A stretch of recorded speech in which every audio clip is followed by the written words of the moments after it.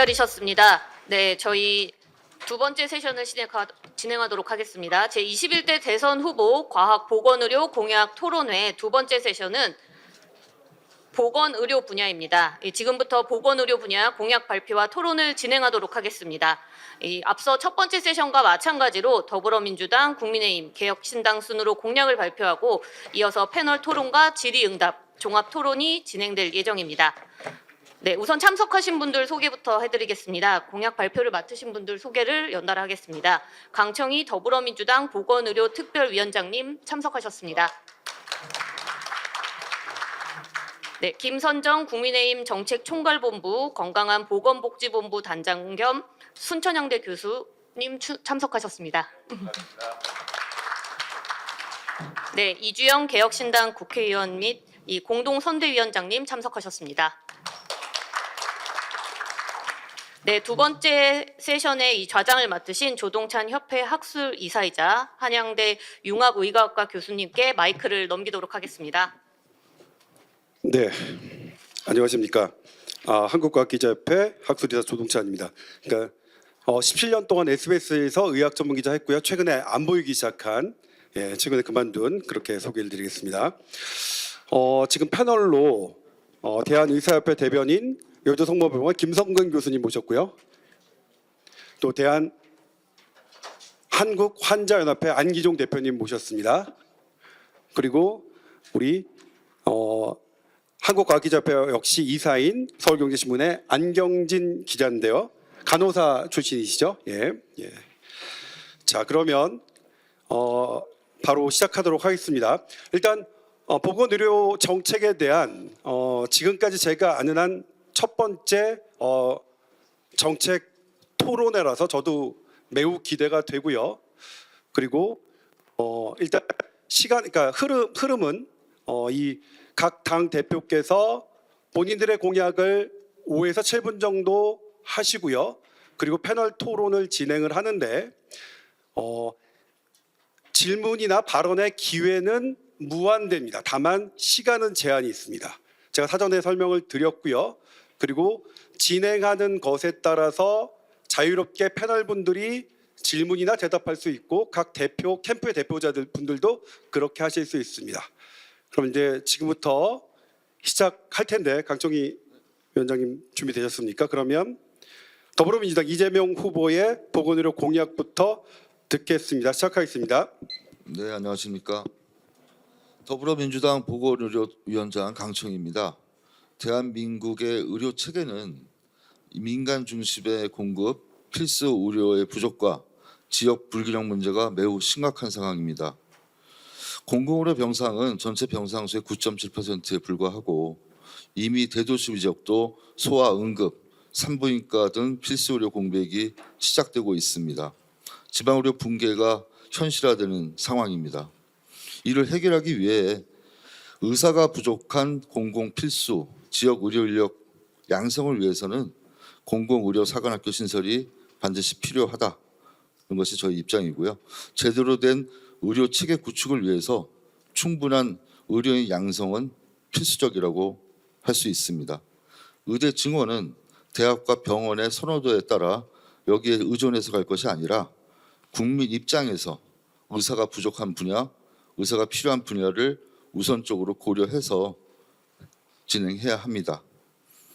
국민 참여, 국민 중심 의료개혁 공론화 위원회를 통한 사회적 합의로 의료개혁을 합리적으로 완수하고 추진해내겠습니다.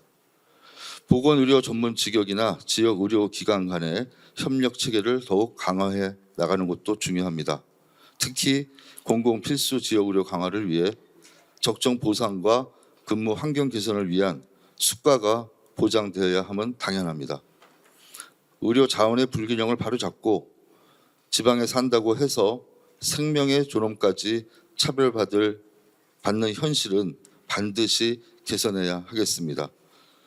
아프면 언제 어디서든 누구나 차별 없이 치료받는 나라를 반드시 만들겠습니다. 우리 당 이재명 대통령 후보의 보건의료 공약을 말씀드리겠습니다. 진짜 대한민국, 진짜 의료개혁을 국민과 함께 만들어간다는 취지로 우리 공약을 내놓았습니다. 그동안 윤석열 정부의 무도한 의대 증원 2,000명 그런 비롯한 의료개혁 정책 때문에 결국 의료 대란 의료 공백은 촉발되었고 국민들께 큰 아픔과 상처, 고통을 안겨드렸습니다. 민주당은 이 보건의료 위기 상황을 기회로 전환하기 위해 진짜 의료 개혁을 국민과 함께 추진해 나가겠습니다. 첫 번째 공약입니다. 대한민국 어디서든 제대로 치료받을 수 있도록 지역 필수 공공의료를 살려내겠습니다. 필수 의료에 대한 보상 체계를 확립하고 지역 필수 의료 기금을 신설하겠습니다. 지역 의사제와 지역의대 공공의료 사관학교 신설로 지역 필수 공공의료 인력을 확보하겠습니다. 국립대병원 중심의 필수 의료 책임 네트워크 구축을 하고 필수 의료 지방분권을 확립하겠습니다. 국민과 함께하는 진짜 의료 개혁을 추진하고 보건의료 전문 직역들의 상호 협력 체계를 강화하겠습니다. 그래서 국민 모두가 참여하는 국민 중심 의료 개혁 공론화위원회를 신설하겠습니다. 국민 모두가 지지하는 지속 가능한 의료 개혁의 로드맵을 제시할 것입니다. 공급자 중심에서 환자 중심으로 의료 개혁의 추진 방향을 설정하였습니다. 보건의료 전문 직역들의 상호 협력 체계도 강화하고 적정 인력을 확보하는 데 최선을 다하겠습니다. 맞춤형 주치의제를 활성화하고 방문 재택 진료를 확대하겠습니다.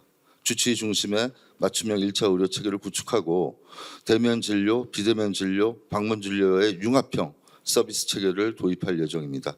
주치의제 운영 및 방문 재택 진료에 대한 보상 체계도 더욱 강화하겠습니다. 재택 진료 서비스 및 통합 재가 서비스 제공 기간도 확대하겠습니다. 네 번째 공약은 진료권 중심 응급 의료 체계로 응급실 뺑뺑이 문제를 해결하겠습니다. 환자의 중증도에 맞춤형 응급 의료 기관을 종별과 기능을 강화하고 설정하는 데 최선을 다하겠습니다. 응급환자의 신속한 이동과 수용, 전원 체계도 확립하겠습니다. 중증 응급 24시간 전문의 대응 체계도 구축해내겠습니다. 국고 지원으로 건강보험 재정을 안정시키고 보장성의 지속적인 확대로 국민들의 의료비 부담을 완화하겠습니다. 건강보험 재정의 효율성과 지속 가능성을 확보하고 건보 재정도 안정화시키겠습니다. 여섯 번째, 희귀 난치 질환에 대한 지원을 확대하고 소아 비만, 소아 당뇨에 대한 국가 책임을 강화하겠습니다. 비대면 진료 제도와 공적 전자 처방 전송 시스템 구축으로 환자의 안정성과 평일성을 모두 강화하겠습니다. 제약 바이오 산업에 대한 국가 투자와 책임성을 강화하고 필수 의약품의 안정적 공급 체계를 마련하겠습니다. 디지털 헬스케어 혁신 성장도 구축하고 전문 인력 양성과 신뢰성 확보에 집중하겠습니다. 그리고 간호감정 통합 서비스 확대와 간병비 건강보험 적용으로 간병 부담을 덜겠습니다. 결국 국민과 함께하는 의료 개혁을 통해서 진정 국민들이 언제 어디서나 필요한 치료를 받을 수 있는 나라를 만들어 드리겠습니다. 감사합니다. 자, 이번엔 국민의힘 김문수 후보를 대변해서 김선정 교수님께서 공약 설명해 주시겠습니다. 네, 안녕하십니까. 순천향대 김선정입니다. 현재까지 후보께서 발표하신 공약과 현재 캠프에서 검토 중인 공약에 대한 발표 진행하도록 하겠습니다. 가장 먼저 후보께서는 10대 공약 중 보건의료 공약, 지난 TV토론회, 의협 방문 간담회를 통해 장기화된 의정 갈등과 의료 공백 사태에 대해 책임 있는 자세로 국민과 의료진께 무조건적이고 진심 어린 사과를 드렸습니다. 또한 이 사태를 조속히 해결하기 위해 차기 정부에서는 의료 시스템의 재건을 위한 대통령 직속 미래의료위원회를 설치하고 의료개혁을 원점에서 재검토하겠다는 약속을 하셨습니다. 미래의료위원회는 국민의 의료안전망 재구축을 최우선적으로 논의하고 신뢰를 바탕으로 필수의료, 지역의료, 공공의료, 의과학연구 등 다양한 보건의료 영역에서 젊은 인재들이 국민의 생명을 살리고 건강을 지킬 수 있도록 다양한 주제가 논의될 예정입니다. 그중 필수의료 분야는 의료사고 발생 시 법적 책임을 국가가 부담하여 국민과 환자 그리고 의료진 모두를 보호하는 제도를 가장 중요한 정책으로 추진하겠습니다. 다음은 앞으로 미래의료위원회에서 논의가 될 캠프 검토 공약입니다. 보건의료 전문성을 강화한 미래건강의료부를 신설을 검토하여 국민의 건강, 보건의료, 바이오 산업, R&D 정책의 기획 및 집행 역량을 체계적으로 관리하도록 하겠습니다. 또한 가치에 비례하는 정당한 보상 제도를 도입하여 생명을 살리는 가치에 비례하여 보상이 이루어질 수 있도록 보상 체계를 검토 개편하겠습니다. 또한 필수 의료 공급에 대한 수가 개선, 의료진에 대한 사회적 존중, 쾌적한 업무 환경 구축을 하여 필수 의료가 의료인에게 선호되도록 근본적인 구조를 검토하겠습니다. 의사, 간호사, 보건의료, 건강 전문 직군이 효율적으로 역할을 수행하도록 건강인력관리지원원의 설치 운영을 검토하고자 합니다. 전 세계가 찬사하는 우리나라 건강보험은 인구 구조의 고령화로 인해 재정 부담 증가 및 만성적인 구조적 문제점으로 지속 가능성에 대한 한계점을 내포하고 있습니다. 건강보험 재정 건전화 방안으로 직장 지역 가입자의 보험료를 일원화하여 가입자 간의 형평성을 제고하고 예방적 건강관리 투자를 강화하며 국민 스스로가 건강에 대한 책임을 보다 적극적으로 인식할 수 있는 제도를 검토하겠습니다. 외국인에 대한 자격관리 강화, 외국인 보험료 수입과 지출의 합리화를 위한 노력, 건강보험 국고지원 확대 등 재원의 다양화를 위한 노력을 시행하겠습니다. 미래 건강보험 체계를 보완하는 패러다임의 전환을 위한 전국민 건강지갑 도입을 검토하겠습니다. 국민께서 미래를 대비하여 의료비를 건강지갑에 저축할 시 세액공제 혜택을 드리고 필요시 각종 의료비로 사용할 수 있는 개인 건강 계좌 제도입니다. 병의원을 적게 이용하시면 건강행동 인센티브를 해당 통장으로 지급하고 저소득층에게는 정부가 일정 금액을 지원하며 소득 수준에 따른 저축액 매칭도 검토하겠습니다. 우리 모두가 공감하듯이 공공병원은 코로나19 등의 국가 위기 상황 중에서 민간 의료기관과는 다른 중추적 역할을 수행하였습니다. 하지만 코로나가 끝난 이후에 많은 경영상 어려움을 겪고 있습니다. 국가적 필요와 정책적 협조로 인해 경영상 어려움이 가중되기도 하지만 병원 운영의 비효율이 지적되어 공공병원과 종사자가 그 역할에 대한 낮은 평가를 받고 있습니다. 성남의료원 의료 손실 500억, 지방의료원 적자 3천억은 착한 적자가 아닙니다. 현재 공공병원이 민간병원과 대비하여 국민의 선택을 받기 위해선 많은 지원과 동시에 구조적인 개혁이 필요합니다. 공공병원이 국가의료체계의 중추적 역할을 수행하고 국민의 선호를 받기 위한 구체적 방안으로 공적 역할에 대한 경영상 손해에 대해 직접적인 손해 이외에도 회복까지 충분한 중기적 보상을 하는 동시에 국가 위기 상황에서 협력하는 것이 병원 운영에 유리하도록 경영 손실 보장의 구조화를 검토하겠습니다. 취약계층, 기피진료, 공공사업, 정책협력 등 공공 및 민간을 포함하는 모든 의료기관의 공적 역할 수행을 등급으로 산정하여 공공기여 보상제를 검토하도록 하겠습니다. 공공병원의 사명인 공공성 확보와 양질의 의료 서비스 제공을 위해 성과 기반의 공공병원 인센티브 제도 또한 검토하겠습니다. 질환의 경중이나 희귀도와 상관없이 빅5 비롯한 수도권 쏠림 현상은 지속되어 왔습니다. 지역의 1, 2차 의료기관 중심의 의료 전달 체계를 강화하여 국민이 안심하고 선호하는 의료기관을 만들고 이용 체계를 구조화, 안정화할 필요가 있습니다. 책임 응급 의료 체계를 도입하여 지역 내 응급 의료 수요와 관계없이 의료기관이 응급 기능을 유지 가능토록 운영 지원하는 방안을 검토하겠습니다. 또한 파트너십 책임 관리제를 도입하여 우수한 선진 의료기관의 파트너십 책임 관리제 하에 지역의 1, 2차 의료기관이 역량을 강화할 수 있는 제도를 검토하겠습니다. 의대를 비롯한 보건의료 계열에 대한민국의 가장 우수한 인재들이 몰리고 있고 우리나라는 세계 수준의 의료기술, 임상 인프라가 구비되어 있습니다. 바이오헬스 산업을 국가기관 산업으로 만들고 세계 탑5 국가 진입을 위한 향후 5년간 70조 원 규모의 정부 및 민간 투자를 유도하고 민간 투자에 대한 인센티브 도입, 다양한 규제 완화, 병원과 산업체의 협력 시스템 체계화, 데이터 마켓 활성화, 보건의료 R&D 거버넌스 혁신 등의 다양한 정책을 검토 시행하겠습니다. 자세한 내용은 배포된 자료 확인 부탁드리고 마지막으로 오늘 토론회가 정치적 이념 바탕의 갈등과 비판을 위한 토론회가 아닌 가장 효율적이고 가장 효과적인 방법으로 미래 대한민국 국민의 생명을 살리고 건강을 지키는 더 좋은 보건의료 시스템을 만들기 위한 정책 공유의 장으로 활용되면 좋겠다라는 말씀을 드리며 발표를 마치겠습니다. 감사합니다. 네, 이번엔 개혁신당 이준석 후보를 대표해서 이주영 의원님께서 공약 설명을 하시겠습니다. 네, 안녕하십니까. 저는 개혁신당 이준석 대통령 후보자 캠프 공동선대위원장 이주영입니다.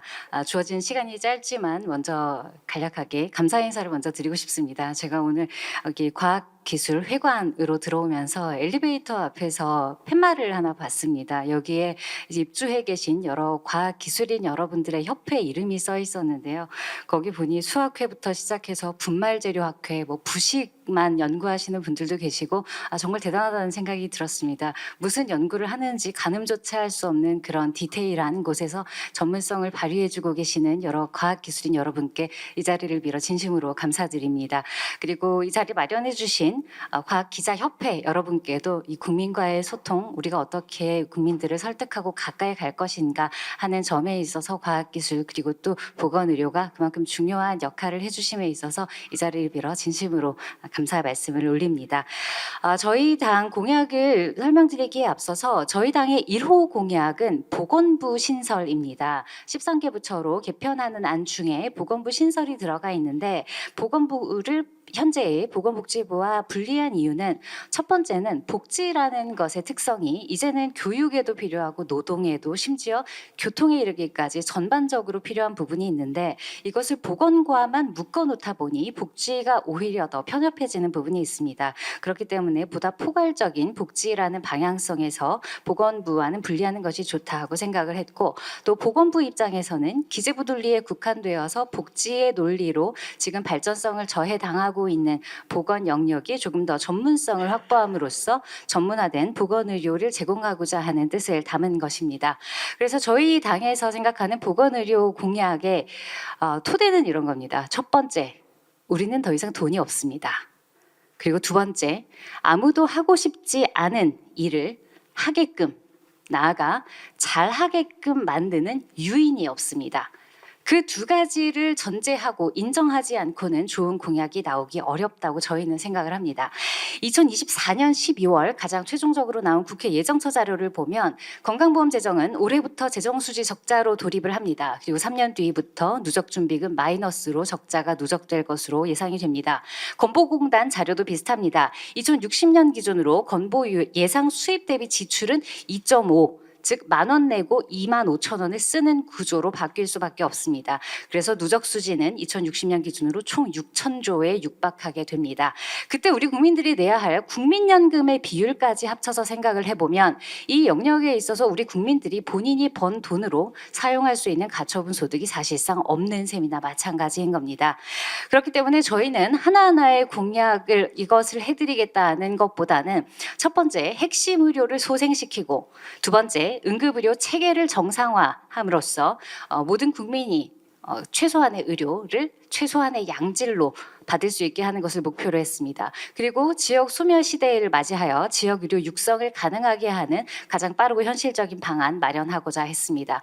덧붙여 원격 의료 앞으로 세계적인 추세가 될 것이기 때문에 그리고 의학 교육, 의정 갈등 올해는 해결해야 하지 않겠습니까? 그리고 나아가 바이오 영역의 인재 양성에까지 골고루 담아 보았습니다. 첫 번째 핵심 의료입니다. 핵심 의료는 저희가 방금 말씀드렸듯이 국회가 아니라 우리나라에 지금 보건의료 영역에 더 이상 쓸 돈이 없습니다. 그래서 건보 보장성을 현실적으로 재구조화하고 진료 자율권을 증진함으로써 건보의 재정 건전성을 높이고자 합니다. 지속 가능성을 제고하기 위한 것이 기본입니다. 과다 의료 이용을 억제하고 외국인 건보가입자 부양자 인정 기준을 6개월에서 2년으로 강화합니다. 배우자와 미성년 자녀는 적용에서 제외됩니다.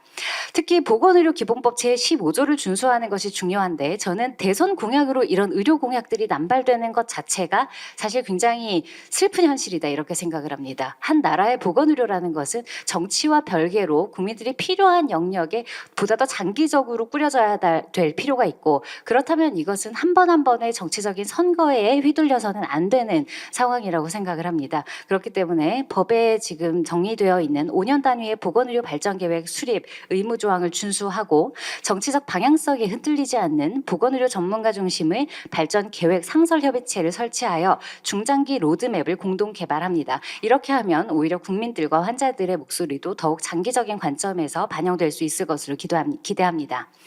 핵심 의료 수가는 중증 및 소멸위기 의료부터 OECD 평균 수가를 목표로 신속히 정상화합니다.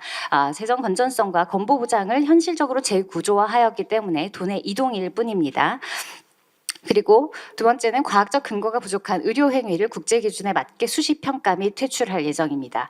간호 역량 강화 중요합니다. 지금 간호대학 학생들 졸업을 하고도 취업하지 못하는 상황인데요.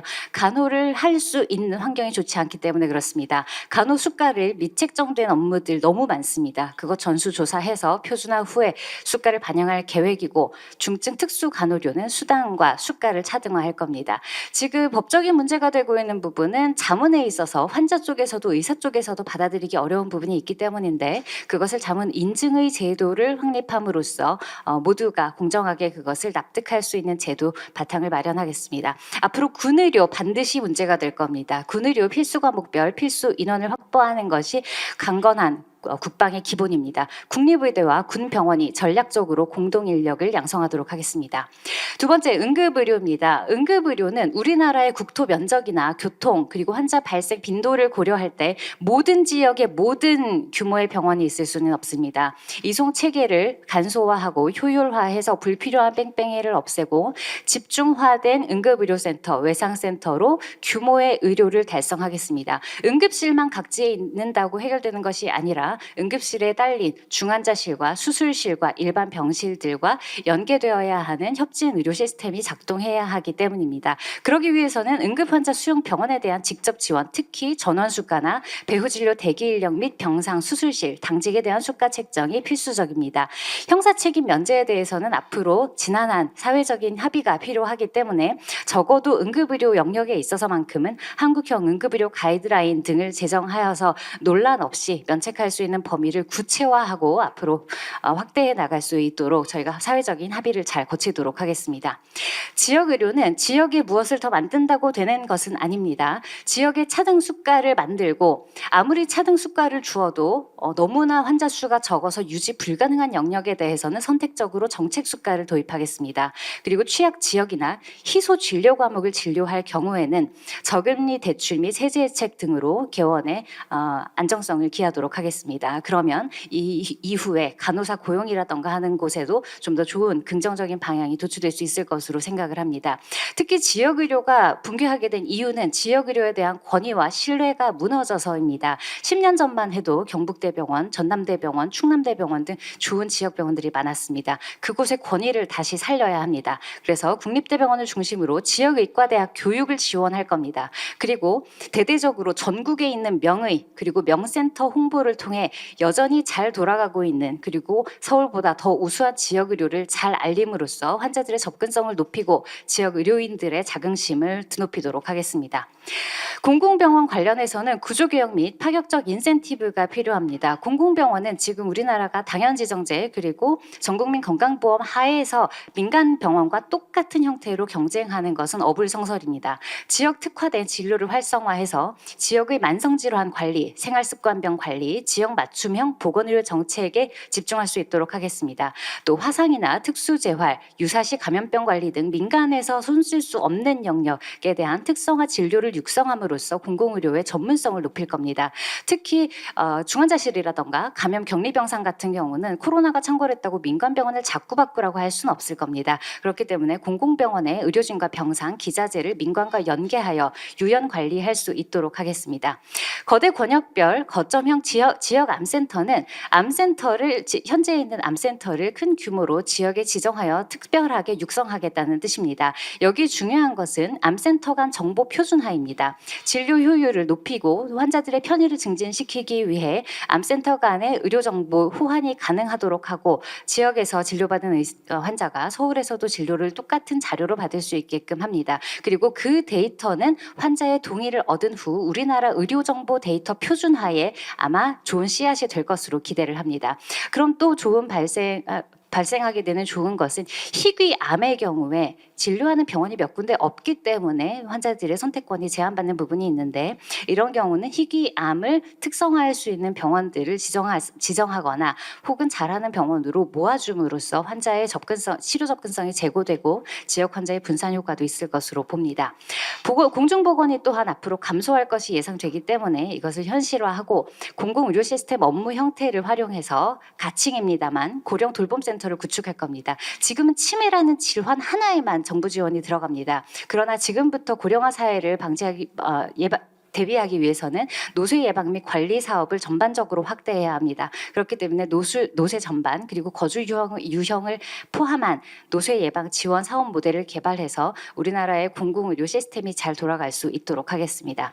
원격 의료는 지금은 환자가 직접 활용하는 원격 의료에 대해서는 회의적입니다. 제가 지금까지 알고 있는 우리나라에서 활성화된 것은 EMR에 줌을 붙여놓은 수준에 불과합니다. 제대로 진료를 했다고 보기 어려운 하드웨어적인 문제가 있습니다. 그렇기 때문에 1차적으로는 의사와 의사, 다음 의료기관과 의료기관 간의 원격 협진부터 고도화할 겁니다. 그리고 기술 개발을 적극적으로 양성하면서 환자 개인이 접근하는 원격 진료는 기술 개발에 맞게 안정성과 책임 소재가 확인되는 단계로 진행할 예정입니다. 그 과정에서 의료 데이터 표준화와 산학협력, 장려 그리고 디지털 헬스케어가 산업적으로 육성될 것을 기대합니다. 의학교육은 의평원 독립성 보장 그리고 의대교육 질적 관리를 강화할 겁니다. 전공의 역할과 교육계 축소하는 상급 종합병원 구조 전환은 중단합니다. 왜냐하면 이제 마무리를 좀 부탁드릴게요. 네. 그래서 제가 자세히 설명을 드리고 질문을 받도록 하겠습니다. 왜냐하면 전공의들은 쉬운 환자 100명 보는 것보다 어려운 환자 20명 보는 게 배우는 게 훨씬 많아서 그렇습니다. 그런 좋은 경험들을 전공의들에게 뺏어서는 안 됩니다. 그리고 수평의 그리고 교수들의 교육에 할애할 수 있는 시간을 보장하도록 하겠습니다. 더불어 중요한 것이 의료 인재의 양성입니다. 지금 여러 가지 국가에서 준비하고 있는 부분도 있습니다만 이것을 잘 모르는 20대 초반의 의대생들에게 뿌려서는 전혀 실효성이 없습니다. 적어도 MD, PhD를 가지고 있는 연구자라던가 혹은 현재 연구 역량을 가지고 있는 곳에 집중 투자해서 글로벌 속도에 뒤처지지 않도록 할 예정입니다. 그래서 앞서 말씀드린 의학교육과 의료인재 양성을 의료인 부분에서 간호사, 약사에까지 확대해 나갈 수 있는 방안을 강구하도록 하겠습니다. 네, 감사합니다. 더불어민주당 강청희 위원장님 5분 38초, 김선정 교수님 6분 34초, 이주영 의원님은 11분 59초 쓰셨습니다. 그럼 이제 패널 토의로 들어가겠습니다. 첫 번째 패널 토의 소주제는 이재명 후보의 공약이죠. 지역 필수 공공의료 강화로 제대로 치료받을 권리 확보. 지금 정책 설명에서 공공병원과 공공의대 말씀을 하셨고요. 그리고 그 얘기는 김문수 후보 캠프와 이준석 후보 캠프에서도 언급이 있었고요. 이 시간에 의료 개혁과 의정 갈등에 대한 질문도 해달라고 패널들에게 사전에 요구했습니다. 먼저 대한의사협회 김성근 대변인께서 질문해 주시겠습니다. 네, 일단 좋은 공약들 마련해 주신 건 되게 감사한 일입니다. 근데 공약이 너무 늦게 나와서 지금 오늘도 보면 오늘 오전까지도 못 봤던 내용들이 추가가 돼 있으니까 그런 면에서는 조금 답답하다 이런 생각이 들었고요. 말씀을 좀 드리면 일단 공공의료에 대해서 많이들 관심을 가지고 얘기를 해주셨는데 새 당에서 생각하고 계시는 공공의료란 과연 무엇인가를 첫 번째로 좀 질문을 드리고 싶습니다. 우리나라에서 공공의료의 영역에 대해서 여러 가지 좀 정확하게 논의가 잘 안 된 것 같아서요. 그리고 아시는 바와 같이 대한민국의 의료 체계에서는 거의 90% 가까이를 민간이 의료를 담당하고 있습니다. 잠시만요. 네. 제가 사전에 설명을 드렸는데 질문을 하실 때는 지목을 하셔야 됩니다. 먼저 지목을 하시고 네, 적어도 각 당에 한 분께는 하셔야 됩니다. 소주제별로. 알겠습니다. 네, 그러면 지금 먼저 현재 41초 사용하셨습니다. 네, 민주당에 방금 말씀드렸던 공공의대 등을 이제 말씀하셨기 때문에 민주당에서 생각하고 있는 공공의료에 대해서 먼저 질문을 좀 드리겠습니다. 뭐 민주당이 생각하는 공공의료가 따로 있고 의료계가 생각하는 공공의료가 따로 존재하지 않습니다. 공공의료는 국민들이 기본적으로 지금 필수 의료나 지역 의료에서 문제가 생겼기 때문에 그 역할을 부담해야 된다는 개념으로 저희가 접근하고 있고요. 원래는 감염병이나 또 취약계층이나 의료 접근성이 약한 취약한 분들을 위해서 국가가 복지 차원과 의료 복지 차원에서 사실 보장을 했던 것이죠. 우리가 건강보험이라는 제도가 사회보험이기 때문에 누구나 건강보험에 가입한 사람은 적절한 치료를 받을 권리가 있습니다. 그게 지역적인 취약성, 어떤 경제적인 계층 간의 문제, 그것 때문에 잘 받지 못하는 부분을 공공의료가 받쳐줘야 되는데 저희가 사회보험 제도가 도입되면서 공공의대나 공공의료 기관이 사실상 전무했죠.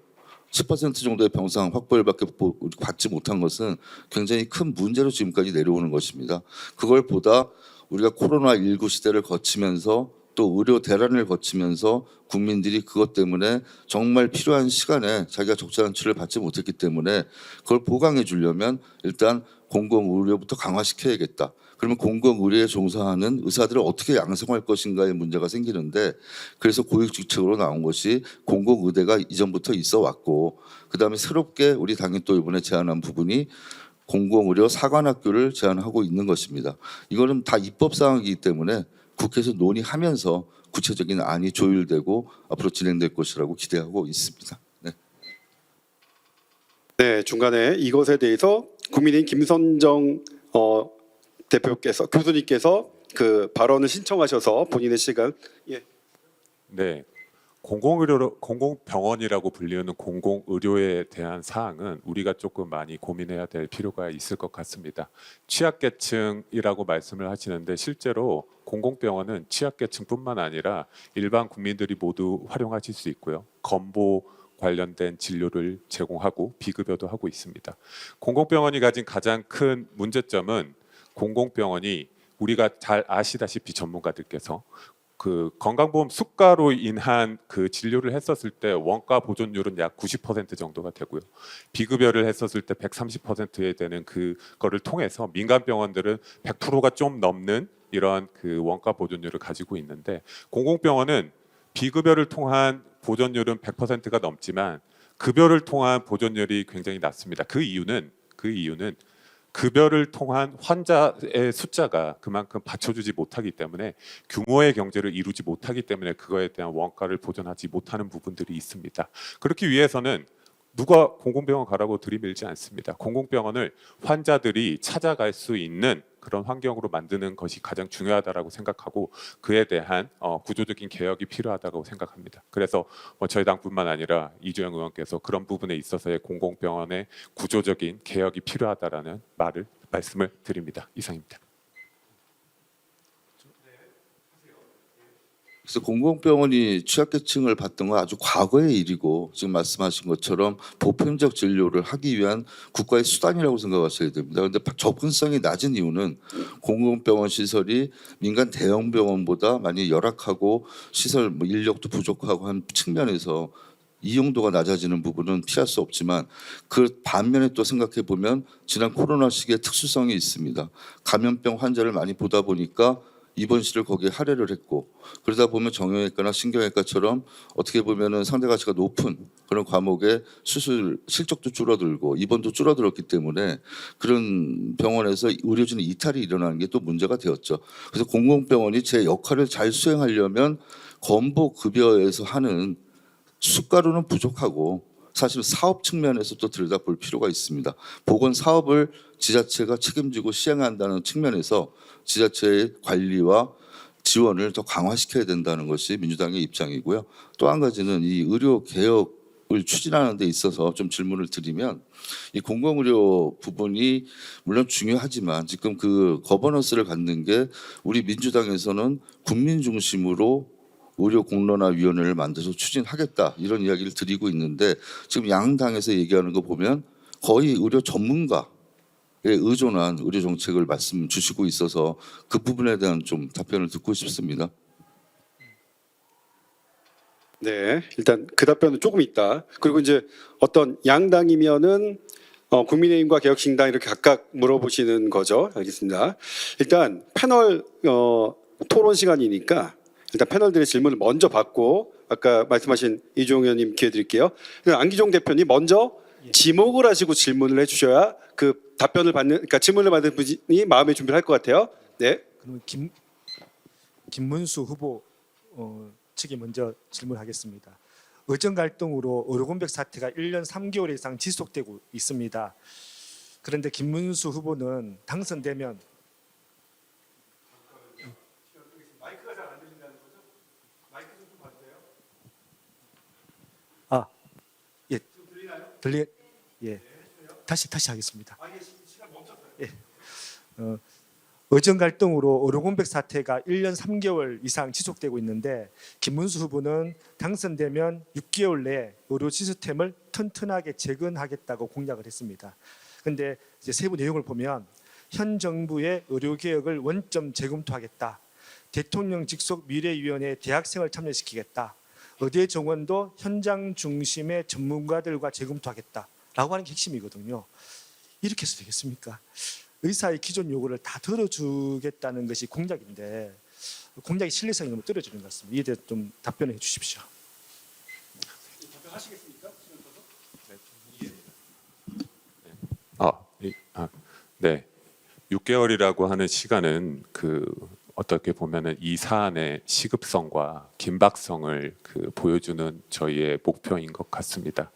그리고 후보께서도 말씀 주셨다시피 주변에 안타까운 사안들을 많이 보셨고 그리고 의학 간담회를 통해서도 더 이른 시기에 이 시스템을 복구하시겠다라는 의지도 표명하셨습니다. 그리고 소통하는 정책을 통해 집권 즉시 현 상황을 봉합할 여러 단기 정책뿐만 아니라 중장기 개혁 로드맵을 위한 미래의료위원회를 만들고 운영하시겠다라는 생각을 가지고 계십니다. 우리 대표님께서 말씀하신 이런 특정 직역의 주장의 일치의 여부보다는 지금 우리에게 더 중요한 사항은 의료개혁의 중요한 전제가 국민과 환자의 생명과 건강을 지키는 거라고 모든 분들께서 공감하실 거라고 생각합니다. 그래서 의대생들과 전공의가 그들의 현장으로 돌아가서 교육과 수련이 이루어지고 교육 체계가 이루어져야지만 우리의 미래 의료 시스템이 지속적으로 운영될 것이라고 생각합니다. 그 안에서 우리 대표님께서 저희 후보를 지지해 주시면은 그 부분에 국민들과 이런 부분들 모두 함께 참여하는 그런 위원회에 대한 내용도 검토해 볼 수 있지 않을까 생각합니다. 이상입니다. 또 이어서 바로 다음 질문은 이재명 후보 측에 질문 드리겠습니다. 의료계 이외에 다른 병원계, 간호계, 한의계, 약사계 같은 이제 보건의료 단체 그리고 건강보험의 가입자 단체 그리고 전문가들이 지난 1년 동안 의료개혁 특별위원회에 참여를 해서 2번의 의료개혁 실행방을 발표했고 현재 막대한 재정을 투입하고 현재 추진 중에 있거든요. 그런데 김문수 후보는 당선되면 의료개혁을 원점 재검토하겠다고 했고요. 이준석 의원은 기존 필수의료 패키지를 원칙적 전면 폐기하겠다라고 공약을 했습니다. 그래서 이제 이 두 후보는 명확하게 이야기를 하셨는데 이재명 후보 측에서는 당선되면 의료개혁 특별위원회에서 지난 1년 동안 발표하고 현재 추진 중에 있는 의료개혁들이 있거든 실행방이 있거든. 예를 들면 상급종합병원 구조전환 시범 사업이라든지 포괄 2차 지원 사업 같은 이런 것들을 어떻게 하실 건지 입장을 좀 듣고 싶습니다. 저는 윤석열 정권에서 가장 실패한 정책이 의료개혁 정책이라고 생각을 하는데 그럼에도 불구하고 그 무도한 정책을 통해서 위기 상황을 만들었을 때 정부가 개선책을 만들기 위해서 의료개혁 특별위원회를 진행을 했습니다. 거기서 나온 정책이 필요한 정책이면 수용해야 되는 것이고 그걸 오히려 추진했던 정당과 후보자께서 또 국무위원이셨잖아요. 같이 다 일을 같이 하셨을 텐데 그쪽에서 원점 재검토하겠다고 이야기하는 것이 무슨 뜻인지 잘 이해가 사실은 안 갔고요. 필요한 부분은 반드시 수용하고 이미 3조 3천억을 썼습니다. 사회적 비용으로. 이 갈등을 해소를 못 시키지만 갈등을 그래도 봉합하고 응급의료 체계를 유지하기 위해서 3조 3천억을 쏟아 부어서 어떤 방향성을 잡은 그 사안에 대해서 무조건 안 된다 이렇게는 얘기 못할 것 같아요. 그래서 환자단체에서 지금 걱정하시듯이 그동안 참여해서 만든 소중한 의견들은 또 모아서 저희가 반영할 것은 반영하고 앞으로 국정과제를 만들 때 충분히 협의 가능한 사항이라고 생각하고 있습니다. 네, 이번에 안경진 기자. 질문 받겠습니다. 네, 그 대선이라는 중요한 시기에 이제 지정을 해주시고 아, 어느 당을 예, 알겠습니다. 그러면은 민주당 측에 여쭤보겠습니다. 대선을 앞두고 지금 이제 코로나 이후에 이제 보건의료계 굉장한 위기 상황에 직면해 있는데요. 그 의대 증원을 추진한 지가 지금 이제 작년 2월부터 시작해서 1년 3개월 넘어가고 있고 그 와중에 이제 어쨌든 의료 인력을 이제 법안으로 해가지고 우리가 의사수 추계위원회도 만들었고 이제 2027학년도 입학 정원에 대해서는 이제 추계위를 통해서 법으로 만들겠다. 정부가 임의로 증원을 추진하지 않겠다라고 약속을 하셨는데 지금 이제 정권이 바뀌면서 사실 그 모든 거에 대한 좀 지속 가능성이 좀 흔들리고 있다고 생각을 하고요. 그거에 대한 우려의 시선이 많습니다. 그 와중에 이제 민주당에서 지역의사제, 지역의대, 공공의료 사관학교 신설 뭐 이런 정책들을 내세우셨는데 뭐 한편으로는 일부 지자체에서 또 좋아할 만한 공약이라고 보여지기도 하고요. 그리고 또 여기 옆에 의사협회에서 나오셨지만 의료계에서 질색하는 사안 아닙니까? 의대 신설. 결국에는 의사 수를 또 정부가 임의로 법안을 만들겠다고는 하셨지만 국회랑 논의를 하겠다고는 하셨지만 좀 그런 소지가 있는데 당장 지금 뭐 전공의 선생님들이나 의대생들 돌아오지 않은 상황에서 좀 반발의 여지가 있는 정책을 추진하겠다고 꺼내신 데 대해서 대안이 있으신지 답변 부탁드립니다. 답변하시겠습니까? 예. 그 의료 인력에 대한 문제는 사실 종합적으로 검토해서 우리가 시행을 해야 되는데 의대 정원은 이미 늘려놨고 거기에 대한 분쟁이 생겼기 때문에 앞으로 어떻게 할 것인가에 대한 의문이 다 있으시죠. 그래서 우리가 입법 과정을 통해서 사회적 합의를 봐서 인력 추계위원회라는 걸 만들지 않았습니까? 그럼 인력 추계위원회의 구성을 어떻게 할 것인가? 전문가 구성을 어떻게 많이 잘 할 것인가에 따라서 그 전문가들이 모여서 공공의대에 필요한 부분, 공공의료 인력에 대한 추계 그것도 같이 이루어질 것이라고 기대하고 있고요. 그 공공의대 만들어서 당장 인력을 배출해서 현장에 투입할 수가 없는 건 누구나 잘 알고 계실 겁니다. 앞으로 5년에서 6년에서 10년 이상 걸리는 일이기 때문에 그 사이에 이 빈 공간을 어떻게 할 것인가? 그럼 빨리 복귀하는 것이 가장 좋겠죠. 그런데 마치 정부가 바뀌고 나면 더 좋은 기회가 있을 거니까 더 많은 걸 얻을 수 있을 테니까 이걸 투쟁의 자꾸 수단으로 삼아가는 부분에 대해서는 당은 고려한 바가 없다는 걸 분명히 말씀드리겠습니다. 일단 학생도 의대로 오셔야 되고 전공의들도 어느 정도 본인들의 의지를 투영하셨으면 현장에 빨리 복귀하시는 게 더 이상의 큰 혼란을 막는 가장 좋은 방법이 아닐까 그런 생각하고 있고요. 그래서 여러 가지 방안을 또 연구 검토하고 있습니다. 네, 감사합니다. 네, 지역의사제와 관련하여서 이미 그 의협의 보고서에도 나타난 바와 같이 우리나라와 가장 유사한 그 건강보험 제도를 가진 곳이 대만입니다.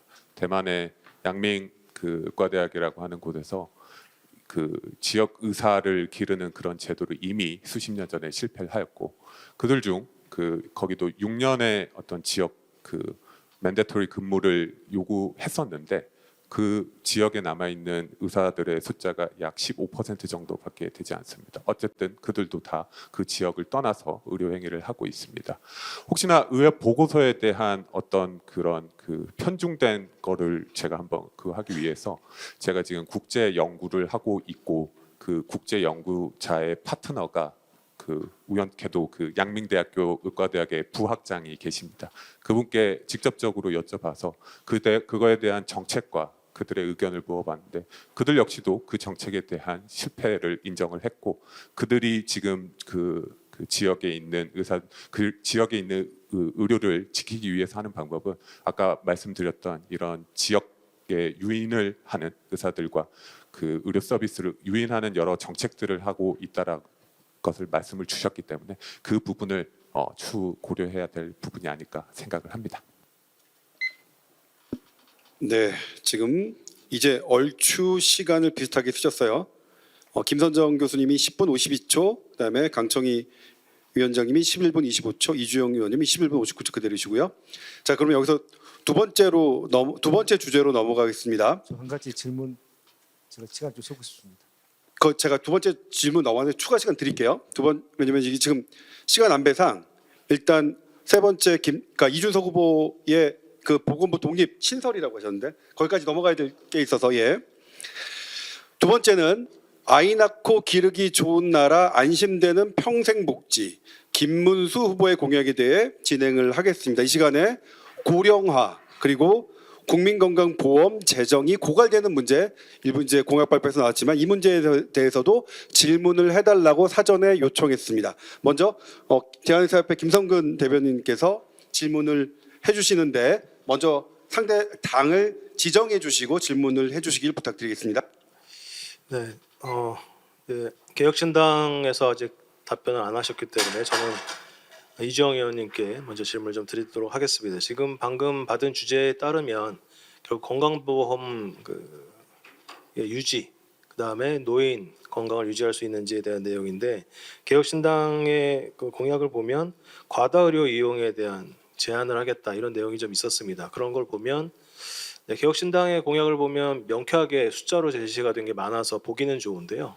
그 기준이 어떻게 선정이 됐는지에 대한 좀 의문이 좀 있습니다. 예를 들어서 연간 120회 이렇게 얘기하셨는데 이게 외래 방문 횟수 120회가 하루에 3번씩 가시는 분들도 있거든요. 내과, 외과, 산부인과 이렇게.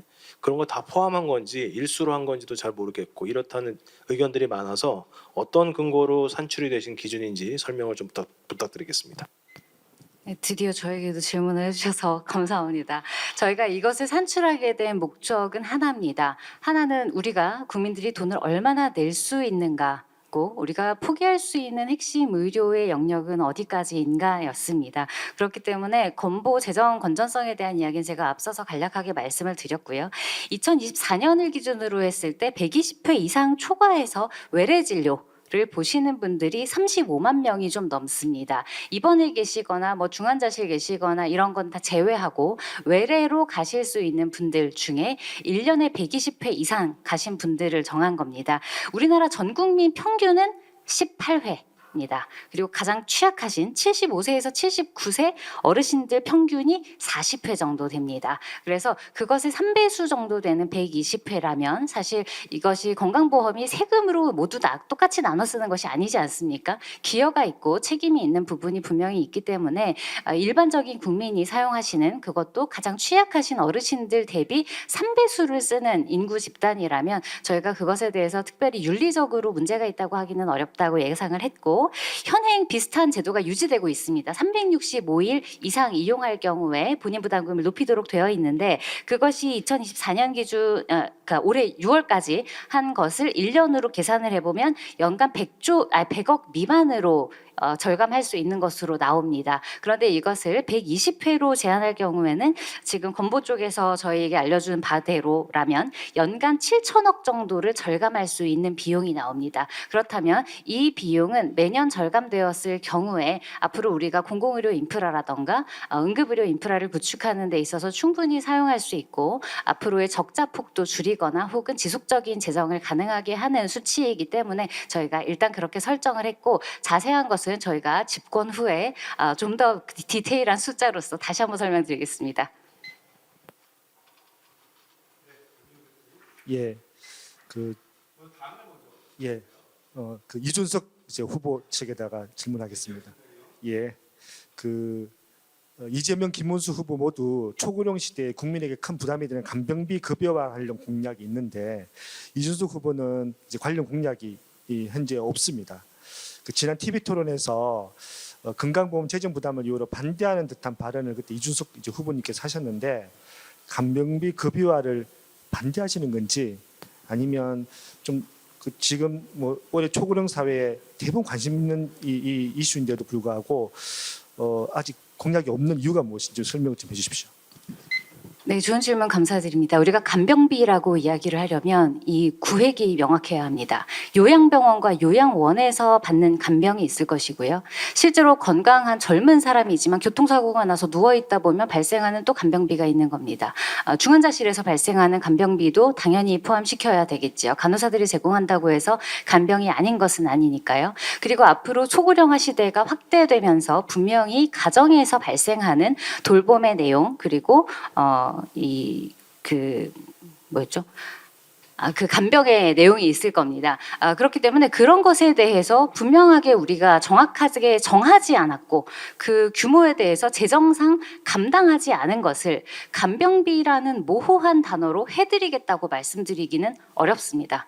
저희도 해드리겠다고 말씀드리는 것이 대선에 유리합니다만 그렇게 말씀드릴 수는 없습니다. 왜냐하면 정의가 명확하지 않고 재정이 부족한 것이 분명하기 때문입니다. 그렇기 때문에 저희가 가지고 오는 것이 기존의 공공의료 시스템을 업무 형태를 활용해서 고령 돌봄센터로 하고 노쇠 예방 및 관리 사업을 보편화하는 것이 먼저라고 보는 겁니다. 앞으로 돌봄과 간병은 가정에서도 어느 정도는 해야 하는 부분이 있을 겁니다. 노인만을 위한 것이 아니라 중장년층과 청년에게까지 영향을 미치는 영역입니다. 그리고 그들도 이후에 노쇠하며 누려야 하는 영역이기도 합니다. 그렇기 때문에 저희는 이것을 일본의 개호의료와 같은 형태로 가정과 지역 그리고 의료기관이 함께할 수 있는 노쇠 전반에 대한 관리 체계를 확립하는 것이 우선이라고 생각했고 이것은 시기를 놓치면 초고령화의 진행이 빠르기 때문에 5년, 10년이 지날수록 더 확립하기 어려운 부분이 됩니다. 그렇기 때문에 간병비 다 해드리면 정말 좋겠습니다. 그러나 우선순위상 저희는 이것이 먼저라고 생각했습니다.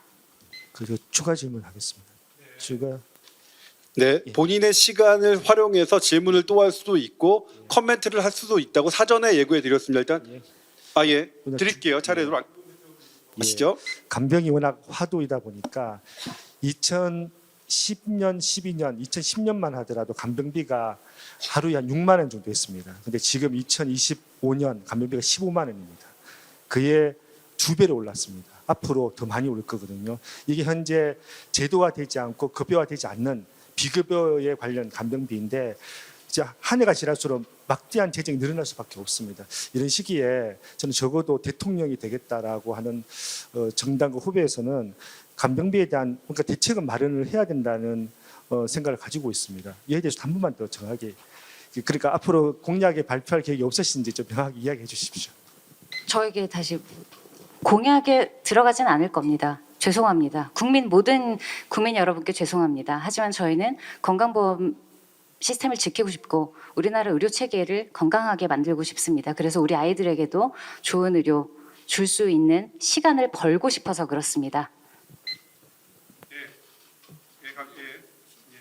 말씀이라서 저도 좀 올리겠습니다. 여기서 간병비 요양병원에 이제 간병비를 말씀을 드리는 건데 요양병원에 간호간병을 확대하는 것은 이전부터 추진해 왔던 사업입니다.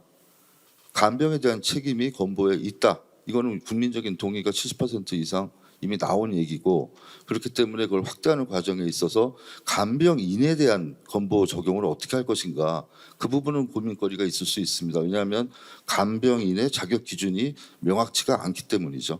그래서 이번 기회에 그걸 단계적으로 만들어가면서 요양병원에 대한 간병 부담 아까 말씀드린 것처럼 15만 원에 가까운 간병 부담을 덜어드려야 간병 살인과 같은 불행한 일이 생기지 않기 때문에 당연히 그거는 보건의료 차원에서 고민하고 해야 될 일이라고 저희는 생각하고 있습니다. 혹시 오해 소지가 있을 수 있어서 말씀드리는데 이를테면 장애인이라던가 혹은 거동할 수 없는 어르신분들 그리고 혼자 사시는 어르신분들 이런 분에 대한 최소한의 복지로서의 간병 시스템 자체를 부정하는 것은 아닙니다. 그리고 건강보험 재정 그리고 국비로 지원될 공공의료 영역의 재정이 허락하는 한 저희도 충분히 가계의 부담을 줄이기 위한 정책을 내놓고자 할 것입니다. 하지만 그 정책 또한 저희는 지속 가능한 방식으로 내놓을 것을 약속드리겠습니다. 네.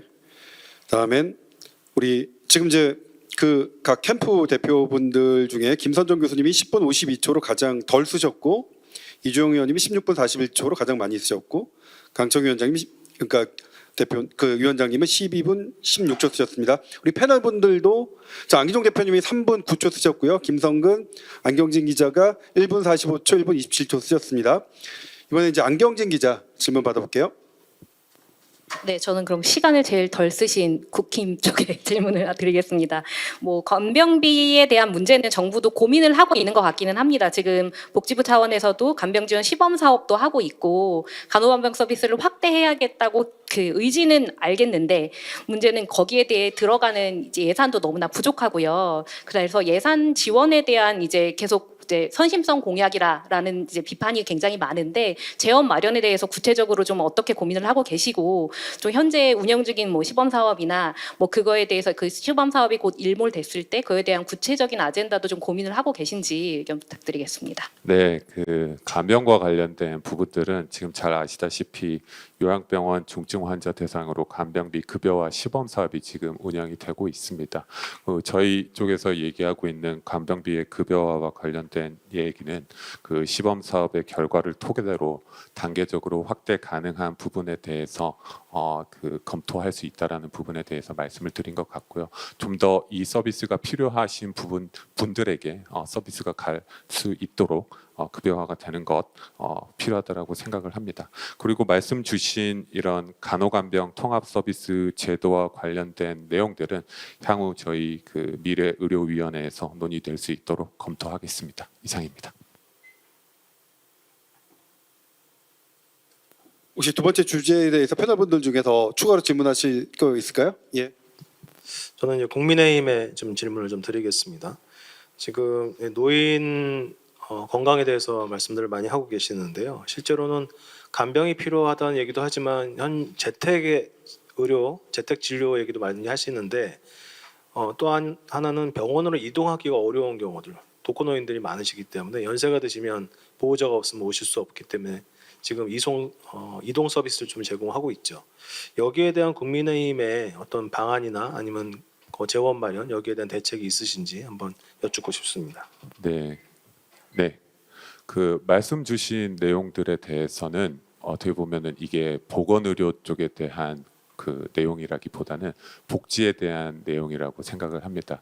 그런데 복지와 관련해서 저희 그 캠프에서 지금 하고 계신 그 생각 중에 하나가 건강 심부름 택시라는 것을 그 생각하고 계십니다. 그래서 어느 정도 그 노인분들께 어느 정도의 바우처나 특정 금액을 드리고 실제로 병의원이나 의료 서비스가 필요하실 때 택시 서비스를 이용할 수 있는 부분에 대한 복지 서비스를 검토 중에 있는 것으로 알고 있습니다. 이상입니다. 네. 이제 세 번째 주제로 넘어가기 전에 제가 사회자 직권으로 더불어민주당과 국민의힘 의원들 대표께 질문드릴게요. 지금 일단 제가 국민건강보험 재정 고갈에 대해서 말씀드렸는데 여러 자료가 지금 현재 좋지 않습니다. 확대하는 거 간변비를 확대하든 뭘 확대하든 간에 그건 돈이 드는 문제인데 그렇다면 그 돈을 어떻게 마련할 것이냐, 그러니까 고갈의 문제 확대에서 확대 들어가는 그 재정을 어떻게 확보할 것이냐에 대해서 각 당이 갖고 계신 어떤 안들이 있으면 먼저 더불어민주당부터 차례로 말씀 주시기 부탁드리겠습니다.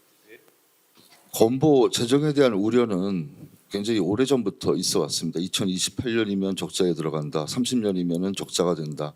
하지만 건보의 특성은 매년 필요한 부분만큼 돈을 걷는 게 특징입니다. 건보가 마르지는 않습니다. 대신에 GDP 대비 8% 이상의 건보료 부담을 국민이 해야 되는 일이 생기기 때문에 적자 구조에 대한 우려를 하고 있는 것입니다. 아직은 건강합니다. 왜냐하면 지금 준비금이 3개월 이상분이 남아 있다는 것은 건보 걷는 돈만큼 누적이 되고 있다는 얘기인데 그게 한 30조 정도 좀 쌓여 있어요. 원래는 1.5개월분이 있어야 됩니다. 적절하게 쓸 때는 제대로 활용이 되고 있지 않은 부분도 있습니다. 그렇기 때문에 활용돼야 될 부분이 있는 거고요. 또 한 가지는 재정 합리화를 위해서는 부가 체계도 개편해야 되고 그다음에 이 건보를 낭비하는 소모적인 요인도 막아야 됩니다. 이 두 가지가 같이 가기 때문에 우리가 합리적 의료 이용이라는 부분을 자꾸 말씀을 드리고 그걸 조금 과하게 가면 아까 개혁신당처럼 숫자 제한하는 쪽으로 갈 수 있지만 실상은 합리적 의료 이용이라는 거는 꼭 필요한 건 이용을 하도록 보장을 하고 불필요한 이용을 막자. 중복되는 이용을 막자는 개념이기 때문에 그런 건보공단에서 많은 노력을 지금 하고 있습니다. 그리고 우리가 사무장병원이나 이렇게 과잉 청구, 과다 청구 또 어떤 영리를 위해서 돈을 더 불려서 부당하게 청구하는 이런 부분들을 철저하게 잡아서 거기서 누수되는 부분을 막고 건보 가입자가 도덕적으로 해이해지지 않게 만드는 건 노력도 중요합니다. 그래서 앞으로 제가 볼 때는 이 건강보험이 지금 100조 규모고 OECD 국가 중에 건강에 대한 지출을 우리나라가 아직은 그렇게 세금 부담으로 많이 하는 나라는 아닙니다. 그렇기 때문에 국가에서 재정적인 지원을 건보에 할 시점이 됐다. 기존에 한 14조 하던 거를 약속대로 한 20% 가까이 해야 제대로 이 재원이 충당이 되면서 안정적인 운영을 할 것이라고 예상하고 있습니다. 그래서 저희가 주장하는 거는 국가의 책임을 다하고, 그다음 건보는 나름대로 이 합리적인 재정 구조 운영을 위해서 최선을 다하고, 국민들은 또 그만큼 혜택을 받지만 그렇게 부당한 아니면은 좀 불합리한 이용은 자제해 주십사, 그런 말씀을 항상 드리는 겁니다. 네. 잠깐만, 요거는 좀 확인이 필요할 것 같아서요. 지금 우리 상한율이 8%였잖아요. 지금 말씀을 더 올려야 된다. 그리고 20%까지, 이거 처음 들어보거든요. 그거는 국민 저기 합의가 필요한 사안이고요. 건보법에 규정이 돼 있는 게 GDP 네. 대비 8% 이상 제한을 걸어놨죠. 그렇기 때문에 지금 8% 제한이 언제 열릴 것인가에 대한 그 걱정들을 다 하고 있잖아요. 그 근데 부분이- 거기서 이제 예를 들면 5%를 올린 13%까지 이 정도는 얘기를 들어봤는데 방금 20% 얘기를 하셔서 그거는 어떤? 그거는 국가 지원. 네, 예, 알겠습니다. 국가의 재정 지원이 20%까지 원래 주기로 지난번 의약 분업 이후에 파탄이 났을 때 약속이 됐다가 실제로 들어오는 돈이 14% 정도 들어오고 있다. 그 말씀을 드리는 겁니다. 네, 그 말씀 우리 강청희 위원장님 말씀 주신 것처럼 이 그 건보 재정의 합리적인 이용에 대한 부분은 원칙적으로 우리가 다 동의하는 부분이라고 생각합니다. 하지만 늘어나게 되는 이런 건보 재정에 대한 이 추계는 어떻게 보면 우리가 이 시점을 가지고 노인 인구나 이런 것들을 가정을 통해서 이렇게 앞으로에 대한 추계를 이루어지게 되는데, 저희는 그보다는 좀 더 합리적인 의료 이용과 선제적인 건강 관리를 통해서 어떻게 하면 이 의료 이용의 수준을 좀 낮출 수 있을지에 대한 부분에 대해서 우리가 많은 검토가 필요한 시점이라고 생각을 합니다. 다들 아시다시피 우리가 지금 그 OECD 평균 한 10% 정도 되는 그 GDP 대비 경상 의료비를 쓰고 있고요. 총 진료비는 지금 130조를 쓰고 있습니다. 그리고 이게 200조, 300조 늘어나는 것은 우리가 지금 불보듯 뻔한데, 이거를 어떻게 하면은 그렇게 늘어나는 거에 대한 돈을 메꿀 것보다는 우리가 어떻게 하면 이걸 낮출지에 대한 고민을 좀 더 많이 해야 될 시기가 아닐까 생각을 합니다. 그리고 현재 의료비의 한 50% 정도는 노인들이 쓰고 있습니다. 하지만 그 의료비를 충당하기 위한 보험료는 20대에서 50대가 가장 많이 내고 있습니다. 이 부분에 대한 내용도 우리가 좀 더 많이 고민해야 될 필요가 있을 거라고 생각을 합니다. 그리고 이런 이 인구 구조의 고령화와 의료 기술의 발전으로 인해서 그 인간의 수명이 이렇게 늘어남으로 인해서 한 사람의 생애 의료비가 1억 원이 넘습니다. 그러면 우리가 이런 부분에 대한 건강보험의 재정을 어떻게 하면 아낄 내용들에 대해서 저희가 그 말씀드렸던 것 중에 하나가 전국민 건강지갑, 이런 부분들을 공약으로 제시했습니다. 우리가 어떻게 보면은 이런 그 실손보험 이런 부분들이 어떻게 보면은 이런 과잉 의료를 그 이용하는 데 있어서 가장 큰 유인책으로 생각이 듭니다. 그래서 그런 부분들을 조금 우리가 건강 지갑을 통해서 활용을 한다라고 한다면 좀 더 합리적인 의료 이용을 이용할 수 있지 않을까 생각합니다.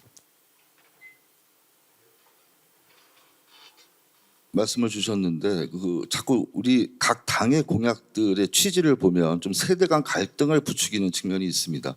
지금 노인 의료비가 급증을 하고 초고령 사회이기 때문에 노인에 대한 의료비 지출이 늘고 있지만 사실 그분들이 50년 전에 건강보험료를 냈던 분들입니다. 사회보험이라는 특성이 젊어서 건강할 때 돈을 내고 늙어서 수입이 없을 때 그 보장을 받는 게 사회보험의 기본 취지이기 때문에 굉장히 건강보험 취지에 역행하는 좀 세대 갈등을 부추기는 좀 측면이 있고요.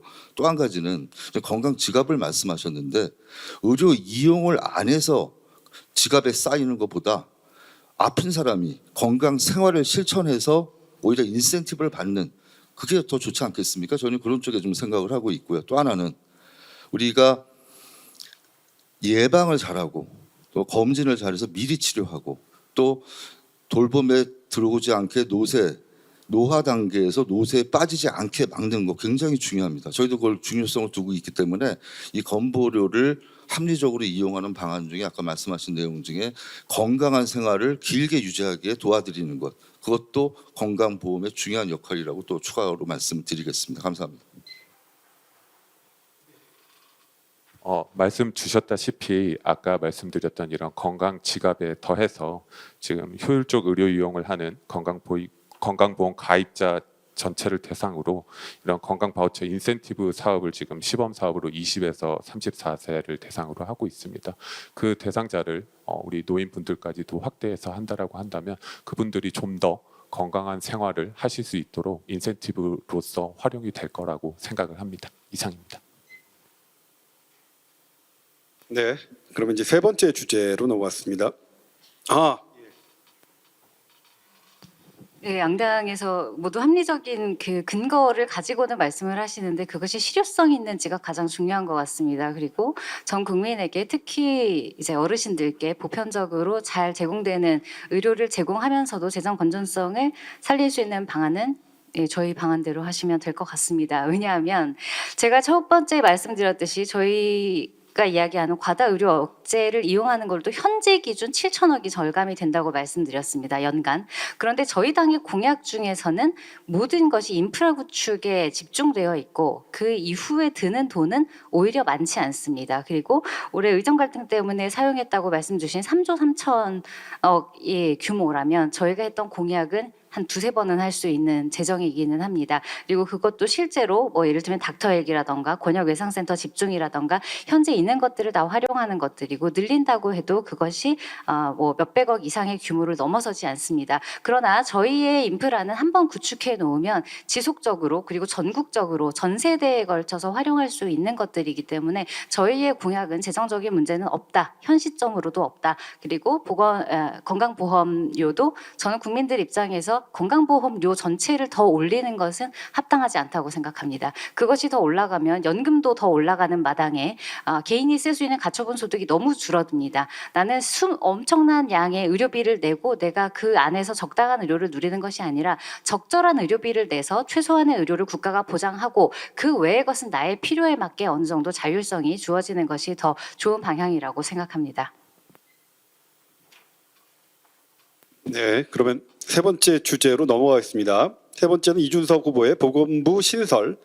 여기에 지금 의정 갈등 얘기가 앞서 나오긴 했지만 현재 지금 우리 국민들이 되게 불편하게 느끼시는 주제고 여전히 해결이 지금 안 되고 있는 의대생들이 여전히 의대생과 전공의가 지금 병원과 학교를 떠난 상태이기 때문에요.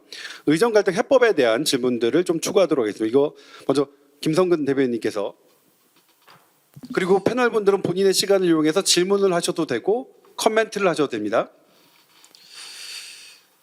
네, 지금부터 주제가 보건부 독립 내지는 보건부 신설 쪽으로 넘어갔기 때문에 저희 대한의사협회에서 정책 제안한 내용에서도 첫 번째가 보건부 독립에 대한 신설에 대한 내용이었습니다. 그 배경에 대해서는 아까 공약을 말씀해 주시면서 설명하신 내용이랑 비슷합니다. 국민의힘에서도 이번에 보니까 미래건강의료부라는 비슷한 개념의 새로운 부서를 제안해 주셨습니다. 그러면 민주당에서는 사실은 여기에 대한 언급은 없었는데요. 그래서 민주당 쪽에서 앞으로 보건복지부를 어떤 형태로 끌어가실 그런 계획을 가지고 계신지 한번 질문을 드리겠습니다. 저희 공약에 들어있진 않은 내용인데 그 제가 뭐 제 생각으로 말씀드릴 수는 없고요. 보건복지부의 문제가 무엇인지부터 먼저 좀 잘 봐야 될 것 같습니다. 지금 의료계에서 이야기하는 부분은 보건복지부의 보건 전문성이 있는 사람, 의료 전문성이 있는 사람들이 행정을 하지 않기 때문에 마치 이 사태가 나빠지고 잘못되는 것처럼 인식을 하고 계신데 실제로 관료들이나 거기에 공무원들이나 이런 분들이 보건의료에 무지한 사람들이 아닙니다. 저도 의사협회 근무할 때는 보건부 독립을 주장했었고요. 제가 보건소장으로 근무할 때는 합쳐져야 된다고 생각했습니다. 왜냐하면 지역에 내려가면 보건과 복지가 분리돼 있어요. 그걸 합쳐야 제대로 주민들을 위한 서비스가 진행이 되기 때문에 합치는 게 좋겠다는 생각을 좀 바꿨습니다. 그러다가 지난 정부 때 또 보건부 독립 이야기 나왔을 때 건강 돌봄을 제대로 의료 융합해서 하려면 보건복지부가 합쳐야 되는 생각을 다시 또 하게 됐습니다. 그러다 개인적으로 또 바뀌니까 윤석열 정부에서 저렇게 실정한 이유는 의사 차관, 그러니까 제2차관이 원래 보건 차관이거든요. 그 부분을 의료 전문가가 좀 하게끔 했어야 되는데 안 한 부분의 책임이 크다. 거기까지는 제가 생각하고 있고요. 이 모든 권력 구조나 어떤 행정 구조 체계에 대한 문제는 사실 정권이 시작하고 나서 준비하고 추진을 해도 몇 년이 소요되는 문제입니다.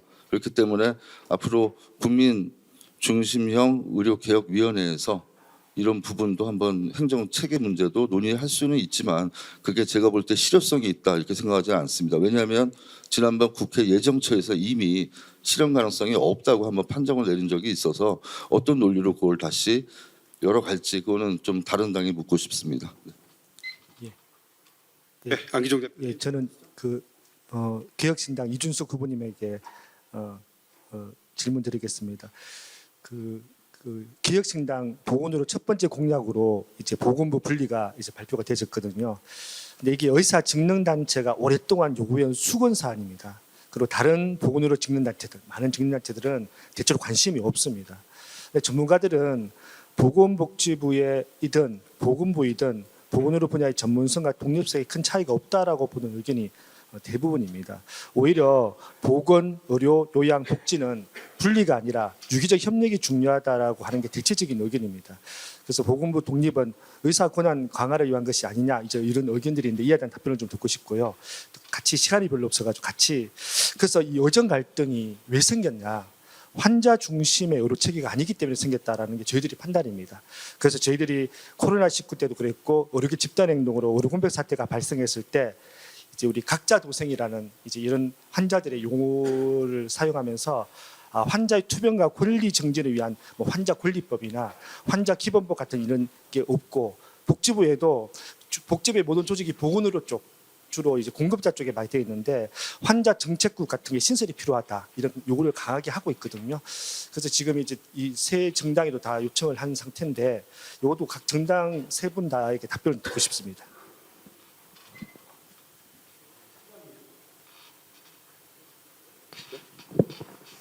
이 보건부 분리는 의협의 요청과 관계없이 저희가 정부 부처 개편이라는 제목으로 나갔던 겁니다. 그리고 복지와 분리하는 것이 필요하다고 생각했던 이유는 아까 말씀드렸듯이 보다 포괄적인 복지를 전 영역에 걸쳐서 제공하는 것에 보건과 오히려 붙어 있는 것이 제한을 둔다는 생각이었기 때문에 분리를 한 것이고요. 더 중요한 것은 앞으로 보건이라는 것은 우리나라가 그나마 전 세계를 선도할 수 있는 바이오 산업, 과학기술과 연계되어서 더 빠르게 나아가야 할 정책 방향성이 필요하기 때문입니다. 이것이 임상과 기초 그리고 디지털 헬스케어와 원격의료에 대해서도 저희가 이야기를 계속 할 수밖에 없는 것이 앞으로 우리는 그것 또한 전 세계를 상대로 산업화시켜서 나아가야 하기 때문에 이것이 보건과 복지가 붙어 있는 상태로서는 현실화하기가 매우 어렵습니다. 그렇기 때문에 복지부는 복지부대로 있고 그 내에서 여성인권, 아동인권, 환자인권 모든 인권에 대한 것들을 다루게 될 겁니다. 그래서 복지에 대한 것들을 제공을 하고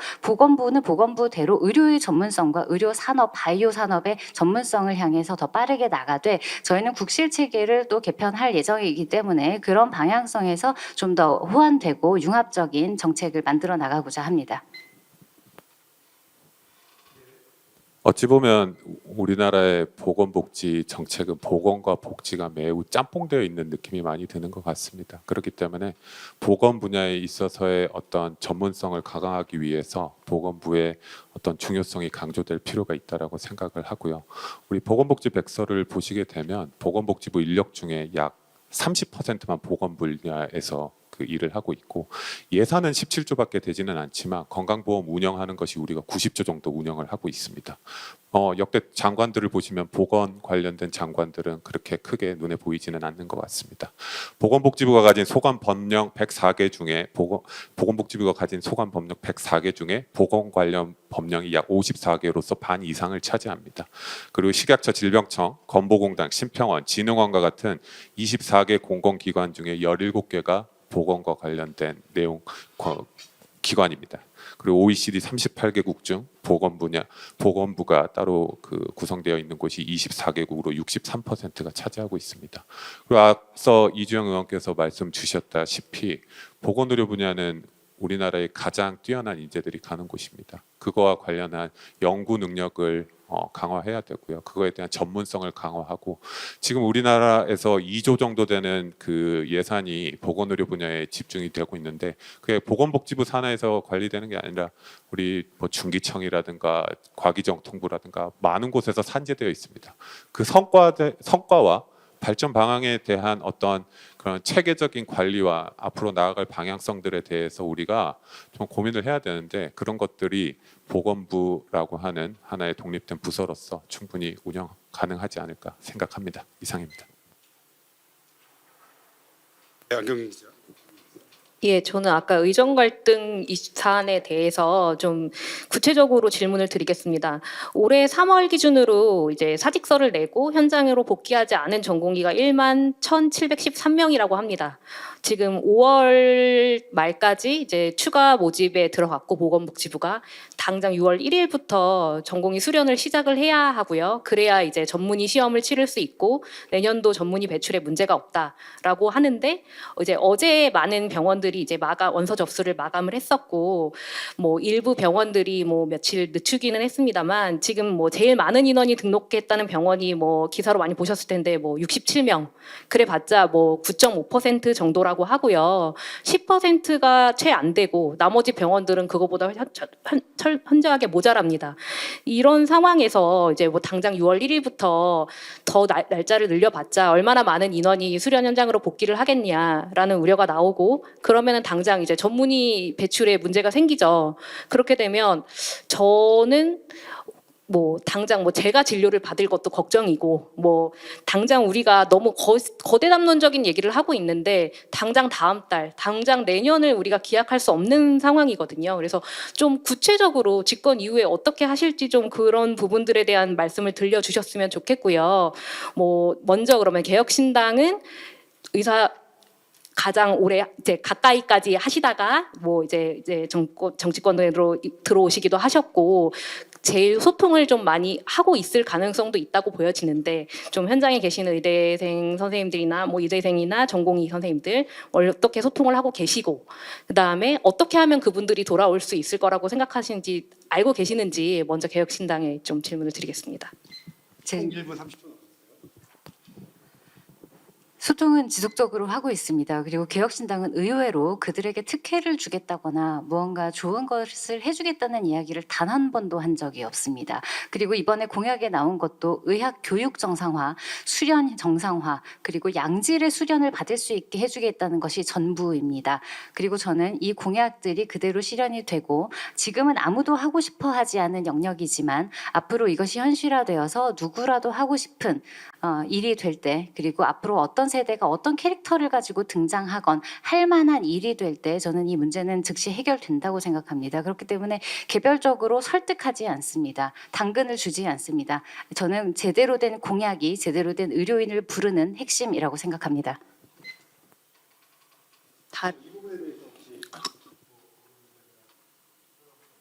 좀 말씀드리면 이 의료 대란의 해결이죠. 결국 의대생 복귀 가장 중요하고 그다음 전공의들은 직업인이기 때문에 복귀 여부를 스스로 판단할 부분이 있다고 생각합니다. 그럼에도 불구하고 기회가 있을 때 복귀를 해야 서로가 더 이상의 갈등 구조를 풀어가는 실마리를 풀 수 있다고 저는 믿기 때문에 그걸 권유를 해드린 거고요. 정치적으로 풀어야 될 문제가 있고 사회적으로 풀어야 될 문제가 있고 제도적으로 풀어야 될 문제가 있습니다. 그들이 왜 현장을 튀어나갔는가 그 부분에 대해서 명확한 인식이 서로 바로 서야 됩니다. 의사들에게 미래가 없듯이 국민들도 의사들이 이렇게 나가면 미래가 없어집니다. 계속 악순환의 고리로 가기 때문에 반드시 다음 정부가 새 정부가 출범하자마자 이 문제는 제일 먼저 이거는 주도적으로 해결해 나갈 계획입니다. 네, 어느 정부가 되든지 간에 이 사항이 가장 중요한 부분이지 않을까라고 생각합니다. 의대생과 전공의들이 그들의 교육과 수련의 현장으로 들어가서 이런 우리 사회에 있어서의 이런 교육 시스템에 있어서의 어떤 그 역할을 충분히 할 수 있을 때까지 지원하는 것이 필요하다고 생각하고요. 그리고 그들이 지금 현재 복귀를 하더라도 최대한 15년 정도까지에는 우리에게는 공백이 생길 겁니다. 그렇기 때문에 그들에게 어떻게 사회 각각의 곳곳에서 영역에서 필요한 영역에서 그들의 역할을 할 때까지 얼마나 정부가 지원을 잘 해주고 이런 계획을 수립하는 것 역시도 중요한 부분이라고 생각합니다. 그리고 그들이 의료의 현장뿐만 아니라 의과학 연구나 다른 모든 보건의료, 바이오 헬스 분야에서 충분한 역할을 할 수 있도록 우리가 그런 체계를 만들어내는 것이 중요할 것 같고요. 그리고 학생, 전공의, 그리고 이 의학 교육을 담당하고 있는 대학, 그리고 병원, 그리고 정부가 함께 모두가 노력한다라고 한다면 빠른 시일 안에 정상화되지 않을까라고 생각을 합니다. 가장 중요한 것은 우리가 그 모든 그 사람들이 모든 그 인터레스트를 가진 모든 집단이 같은 방향으로서 국민의 생명과 건강을 지키는 것에 모두 함께 했으면 좋겠다라는 생각을 가집니다. 이상입니다. 네, 그리고 안경진 기자 또 추가로 질문하실 거 있다고요? 예. 선거가 치러지는 당장 6월 21일부터 간호법이 시행됩니다. 뭐 PA라고 워낙 많이 얘기를 해서 이제 많은 분들이 알게 되셨을 텐데 이렇게 진료 지원 인력이 이제 간호협회가 현재 추산하는 게 4만여 명이라고 하고요. 아마 이제 시범 사업이 이미 시행되고 있기는 하지만 법 시행과 함께 본격화되면은 어마어마하게 늘어날 거라고 생각이 됩니다. 지금 이제 전공의 복귀를 안 하면 어떻게 보면은 이제 PA 인력으로 이거를 좀 충당하겠다라는 뭐 셈법도 일부에서는 있는 것 같고요. 그러면서 이제 PA 업무 범위에 대해서 논의가 되고 있는데 지금 제가 생각하는 간호법 범위의 목적은 초고령화 사회에 맞춰서 돌봄 인력을 확보하는 거였다고 생각을 하는데 너무 PA 업무 범위를 논의하는 데만 치우쳐져 있다는 생각이 들고요. 그래서 그거에 대한 각 당에서 좀 문제 의식을 갖고 계신지 좀 궁금하고 그리고 이제 지금 PA 인력이 들어오게 되면 전공의가 만약에 복귀를 안 하고 그럼 이 기형화된 구조가 계속 심화될 수밖에 없을 거라고 생각합니다. 간호사가 의사 일을 하고 근데 간호사들은 그걸 원할까요? 저는 그렇게 생각하지 않는데 이게 누군가의 이권을 위해서 이렇게 돌아가고 있는 건지 모르겠고 지금 이거를 가속화 그리고 간호사 외에 이제 전공의 의사 뭐 그 구조 외에 다른 보건의료 직업들이 굉장히 많이 맞물려 있는데 그분들이 이제 그거에 대해서 굉장히 다들 문제의식을 갖고 있다고 생각을 합니다. 그래서 이런 거에 대해서 대책이 있으신지 저는 이제 발언 기회 있으신 분들부터 네, 안경진 기자는 간호사 면허가 있습니다. 예. 일단 더불어민주당과 국민의힘 그리고 이주영 개혁신당은 시간이 얼마 없으시지만 그렇게 해드리겠습니다. 차례로. 만 말씀드리겠습니다. 아직 정치권이 개입할 단계는 아니다. 왜냐하면 정부가 이 각 직역 단체하고 협의 중인 사안이고 그 안에서 최종안이 나온 다음에 정당과 정치권이 거기에 대해서 개입해야 된다고 생각합니다. 네, 앞서 말씀드렸던 공약 중에 건강인력관리지원원이라는 것을 공약 중에 저희가 포함을 했습니다. 보건으로 관련된 그 수많은 직역들이 있습니다. 의사, 뭐 간호사뿐만 아니라 굉장히 많은 직역들이 있는데 그들의 면허 시험은 뭐 국시원에서 관리하지만 그 이후에 보수 교육이라든가 그들에 대한 어떤 교육과 수련에 대한 부분에 대한 체계적인 내용들은 없는 것 같습니다. 그런 것들을 좀 체계적으로 관리할 수 있는 조직이 필요할 거라고 생각합니다. 이상입니다. 제가 정확히 그 부분 때문에 간호법 제정 당시부터 문제 제기를 지속적으로 해왔습니다.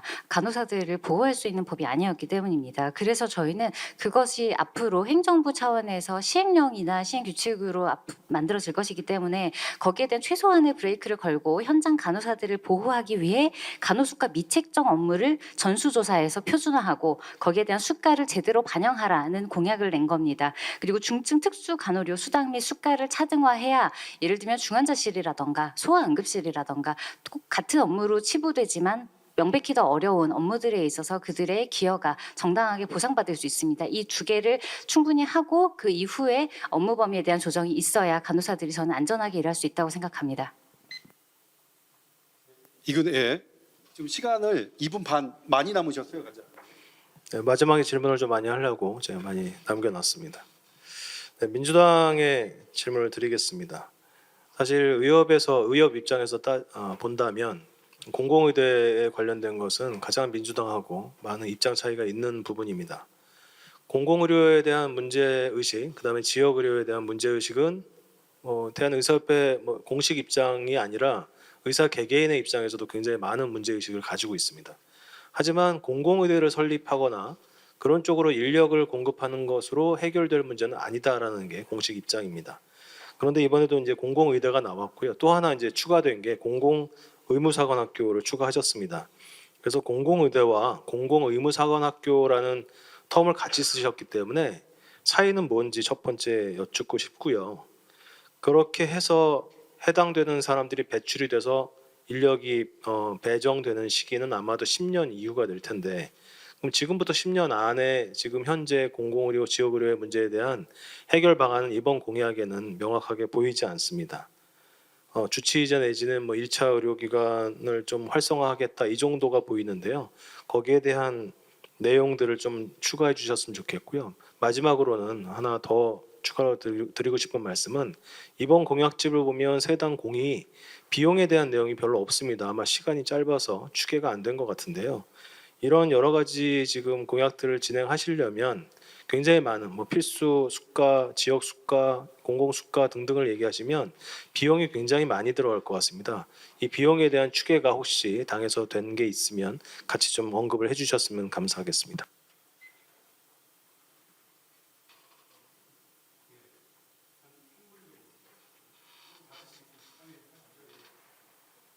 간단하게만 좀 답변 드리면요. 아까 공공의대와 공공의료 사관학교의 차이가 무엇이냐 질문 주셨습니다. 공공의대는 기존부터 지난 대선에도 나왔던 저희 공약이고요.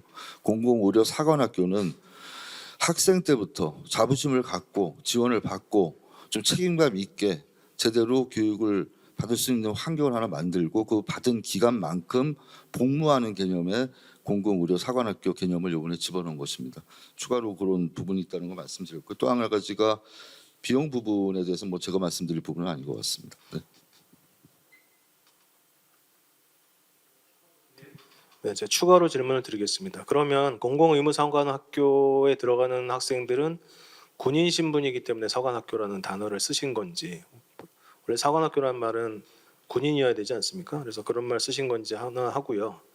그다음에 복무 기간 동안 공부한 기간 동안을 근무하겠다고 하셨는데, 그러면 6년 내지는 수련까지 합치면 10년 의무 복무를 얘기하시는 건지, 거기에 대한 의문점들이 있습니다.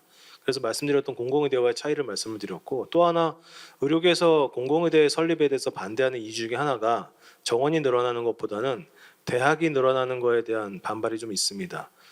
의학교육평가원에서 의과대학을 평가하고 있고요. 거기에는 굉장히 강한 기준을 가지고 있습니다.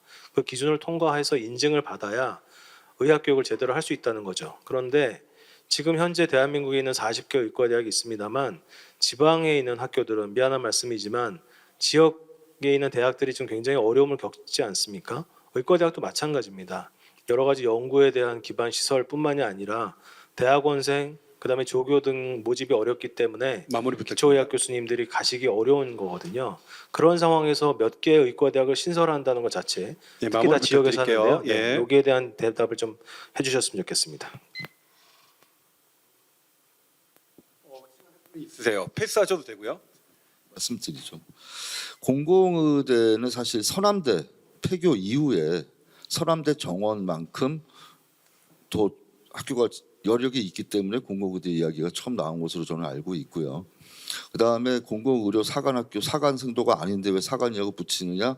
사관생도만큼 국가가 보장하고 대우해주고 자부심을 갖게 하자는 게 취지입니다. 그 기간에 대해서는 앞으로 입법 과정을 통해서 결정된 사안이지 제가 이 자리에서 말씀드릴 사안은 아닌 것 같습니다. 남은 패널이 그 안기종 대표님인데 1분 정도 남았습니다. 질문을 하셔도 되고 코멘트를 하셔도 되고요. 예. 질문하겠습니다.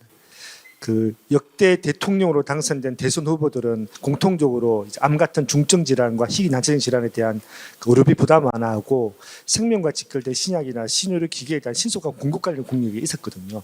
그래서 이번 이재명 후보도 있었고 지금 이제 28일 날, 26일 날 공약이 나왔던 김문수 후보도 내용이 다 포함되어 있는데 개혁신당에서는 아직까지 이 내용이 없습니다. 그래서 혹시 남은 기간이라도 추가할 계획이 없으신지 듣고 싶습니다. 안기종 대표님의 시간을 그럼 드려야 돼요. 지금 주시겠습니까? 예, 개혁신당이 예. 이렇게 하겠습니다. 30초 내로 부탁드릴게요.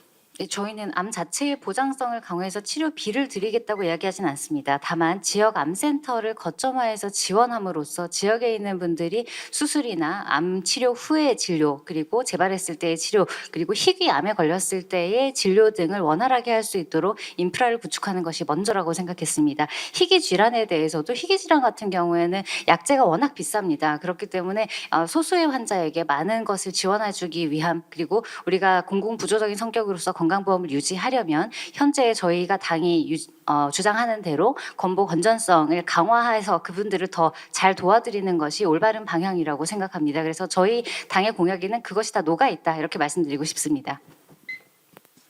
네, 이제 마무리해야 될 시간인데요. 이제 패널분들은 시간 다 드셨고 더불어민주당은 1분 남았고 국민의힘은 2분 남았고요. 그 개혁신당은 30초 이렇게 이 시간에 맞춰서 질문을 해도 되고 그러셔도 되고요. 예. 제가 꼭 오늘 여쭙고 싶었던 게 지금 가치비례 정당 보상제라고 국민의힘에서 내놨고 그다음에 지역 차등수가라고 개혁신당에서 내놓았습니다. 저는 급여 이사를 하면서 제일 제가 고민스러웠던 부분이 이 짜집기식 정책수가 남발. 이거 나중에 정말 해결하기 힘들고 가치 기반이라고 이야기하면서 가치 기반의 중증도를 어디다 둘 것인지 생각해 보신 게 있는지 하나 하고요. 지역 차등수가를 적용했을 때 불형평성과 그 지역 주민이 오히려 본인 부담금이 올라가는 문제는 어떻게 해결하실 건지 그걸 여쭙고 싶습니다.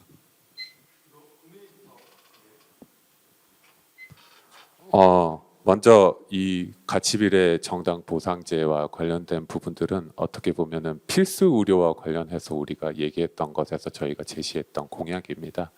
아시다시피 필수 의료라고 하는 그 터미놀로지에 대한 정의에 대해서 우리 모두가 좀 많이 퀘스천 마크를 가지고 있습니다. 무엇이 필수 의료인지에 대한 부분들은 우리가 퀘스천 마크가 있지만 하지만 지금 시대를 관통하는 그 필수 의료 일명 우리가 얘기하고 있는 기피 의료를 가지고 우리가 얘기를 할 때 좀 더 생명과 직결된 더 가치 있는 의료에서 있는 그 의료인들과 그들의 수가를 좀 더 보상받아야 하는 그런 보상 체계를 개편하는 것에 대해서 저희가 말씀을 드린 거고요.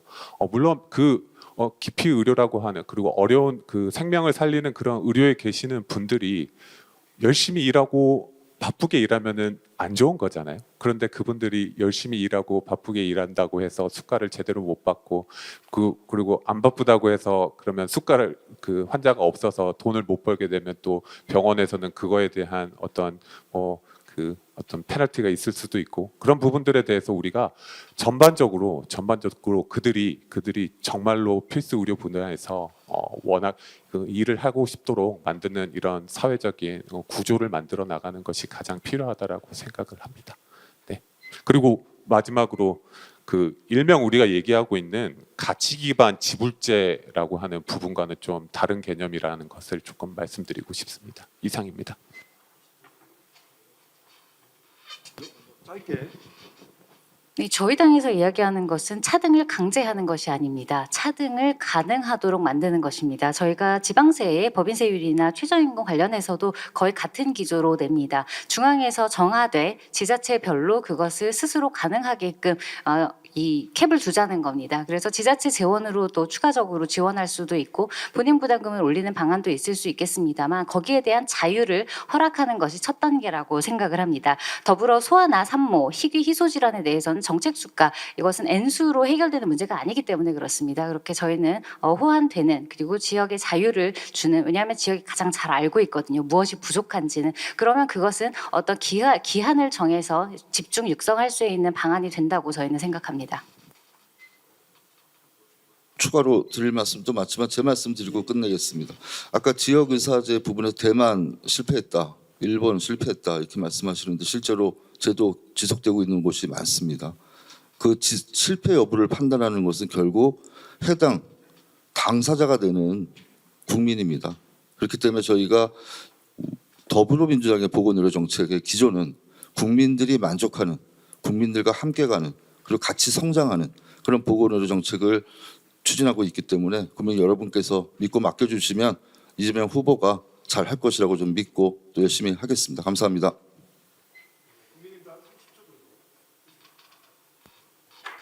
네, 그 공공의료는 그리고 공공병원은 코로나로 인한 어떤 그런 손해가 이제 한 최근 그런 걸로 인해서 한 2조 정도가 나고 있는데요. 우리가 이에 대한 구조적인 개혁이 굉장히 필요한 시점이라고 생각합니다. 그 이전에 공공병원도 적자였습니다.